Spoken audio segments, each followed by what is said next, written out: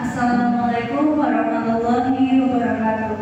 Selamat siang Bapak, selamat siang rekan-rekan semua. Sebelumnya, izinkan saya memperkenalkan diri. Nama saya Dani Calovina dengan NIT 23324708. Saya selaku moderator pada sesi 2 kali ini.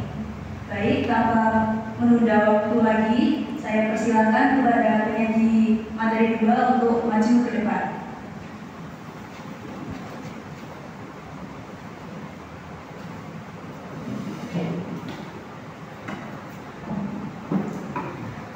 Baik, terima kasih atas kesempatan yang diberikan kepada saya. Jadi kali ini saya akan menjelaskan terkait dengan materi 2 pada judul skripsi Aisyah Anira Ayuni. Jadi di poin pertama itu menurut regulasi yaitu Peraturan Pemerintah Nomor 24 tentang Pendaftaran Tanah, PPAT melakukan kewajiban mendaftarkan akta. Kemudian yang kedua, program regularis dan pelayanan pelatakan atau akhir bahkan merupakan inovasi yang dimiliki oleh Kantor Pertanahan Kabupaten Goa, Sulawesi Selatan. Ketiga, program regularis dilaksanakan hingga tahap perjanjian pendaftaran sehingga permohonan harus dibatasi. Keempat, Kantor Pertanahan Kabupaten Goa hanya mengembangkan dan menggerakkan kebijakan pertanahan, bukan tentang politik.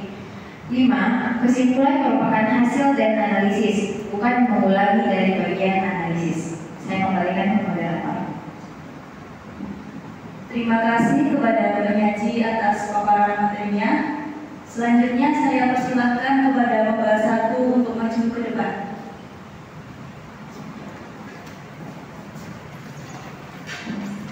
Baik, perkenalkan nama saya Ihsan Ghazali, NIT 23324721.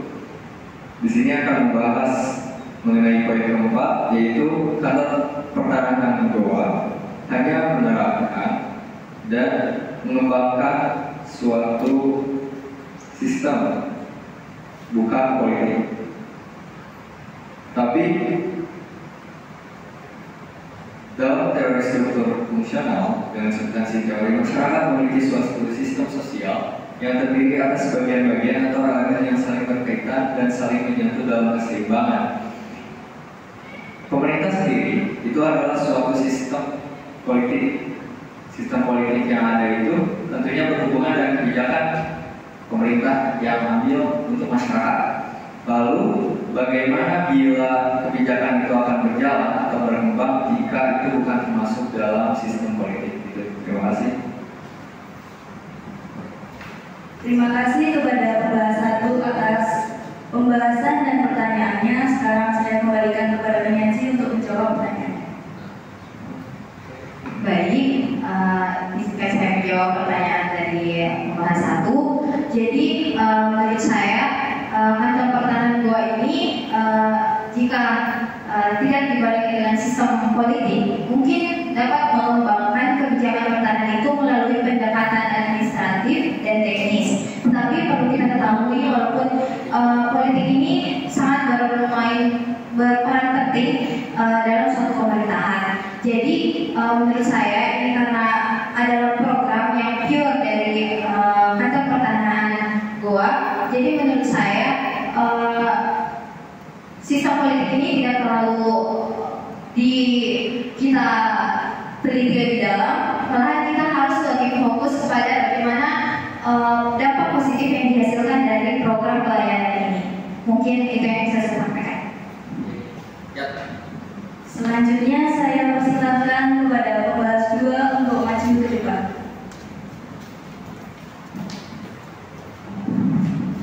Perkenalkan, nama saya Muhammad Adiatul Muhammad, NIT 23324735.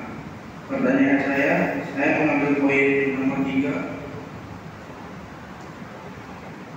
yaitu program regulasi dilaksanakan sehingga tahap penyajian pendaftaran sehingga permohonan harus dibatasi.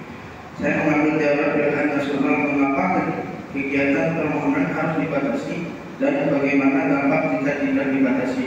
Itu aja.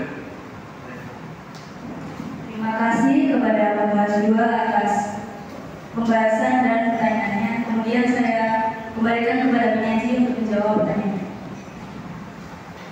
Baik, izinkan saya menjawab pertanyaan dari Papan 2. Jadi, mengapa permohonan harus dibatasi?